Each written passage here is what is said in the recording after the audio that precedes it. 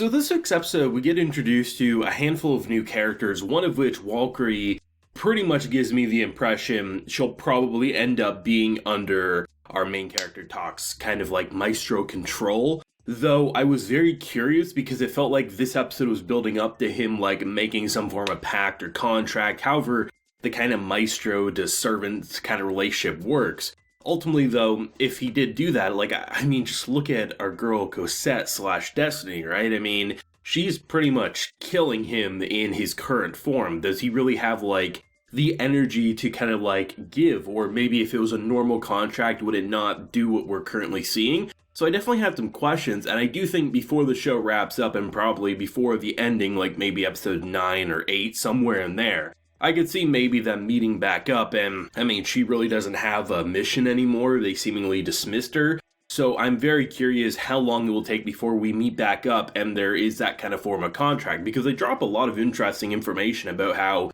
if they don't have a maestro, they're pretty much they're powerful, of course, whatever their power level is, but they don't have the energy to really keep going the same way someone like Destiny would. And without a doubt, this episode paints a pretty big target on our boy's face.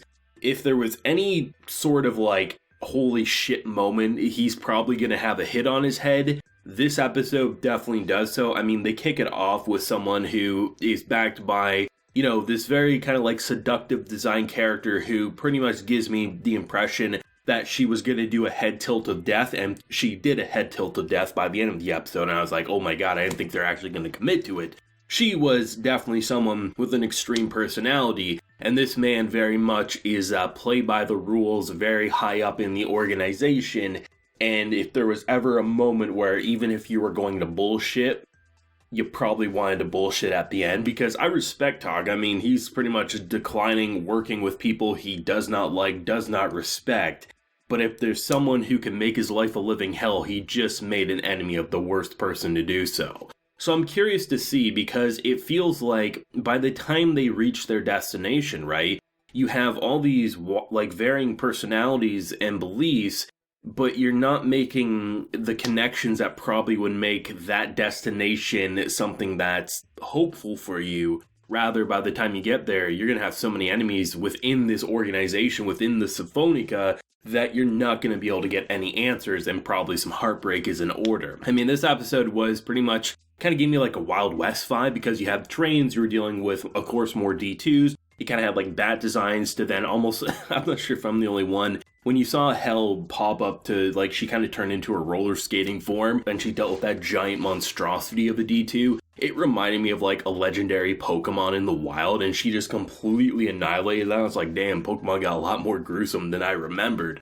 But I did like the D2 designs in this episode, because I do appreciate how the location that they're fighting them in, they definitely feel like they match. Last week we had almost those buffalo designs, and then of course the underground situation, but with a train and them attacking, having these flocks of hundreds if not dozens of D2s flying, and while they're maybe not the most powerful, it kind of gave me the impression of crows, right? They were just a lot of them, so maybe by themselves they're not that deadly or not that worrisome, but when you have a flock of them, you can see it was a little overwhelming for the characters. So they're still finding new ways to kind of take the general animal designs and kind of personalities in our own world and shaping them into kind of these animal monsters. That is really cool. A mixture of something more sci-fi, at the very end of the episode, and something more based in reality with that kind of bat bird design. Just obviously with this kind of grim fairy tale sort of twist on them, which I'm still really loving the designs for.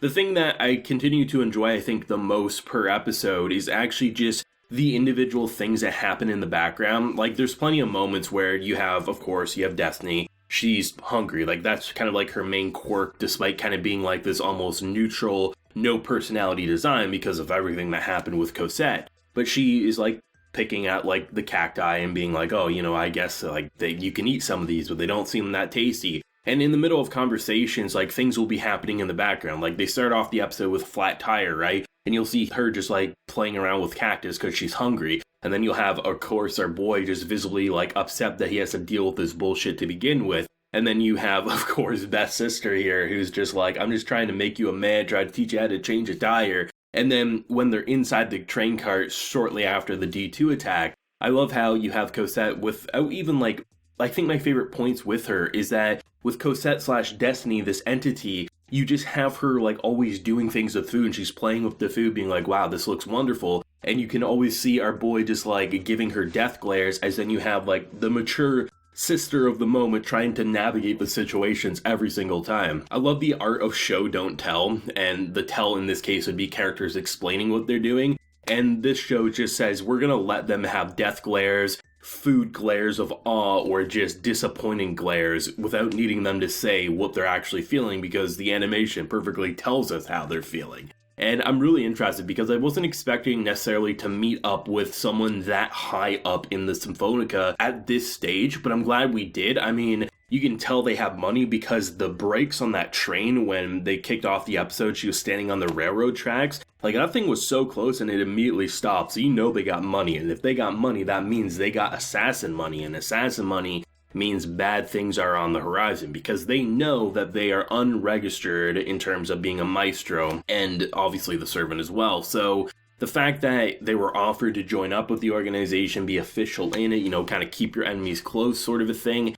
and he just full on declined. I really feel like if they do go the direction of that they're making the D2s, because we know this group, this organization, was founded when the D2s happened, and we know the idea of the meteorites and things like that, but it wouldn't shock me in the slightest if they're mass producing them and found a way to mass produce them to keep them relevant. And if that's the case, they can make Takt's life a living hell by sending more and more at them, because he decided not to play ball. I mean, just look at that conversation on the train cart when Takt as well as Destiny were kind of like doing their own thing. He's pretty much saying like, yeah, you're watching over them, you're just like me. The dude's a scumbag. You get the pure scumbag vibes off that. I mean, he has a personal servant who's just there to protect him and not care about the well-being of other people in D2s. He lets other people do that. So it's just like, there's enemies being made, and I'm glad there is, because it makes the kind of future weeks and future episodes all the more fearsome, in my mind anyway. And I have no idea where they truly want to go from here, but I mean, this was a fun episode. I'm loving the aesthetic. I'm loving the kind of desert theme right now. And it'll be interesting to see what the location will be like when they get to their destination, because you expect some like high-tech city sort of a situation, given the money, given the technology, things like that. The fact that they created these people that they are treating strictly as tools. They are not treated as people, which is a very different opinion than the crew we're following, even if we have characters like Tog pretty much talk shit all the time. He definitely doesn't want to live in that type of mindset, so fun stuff across the board for me, but of course, as always, let me know your thoughts, feelings, theories, and of the new characters, who has your eye the most. Let me know your feelings down below. Leave a like if you enjoyed, and subscribe if you're new around here. So until next time, everyone, please take care and have a good one.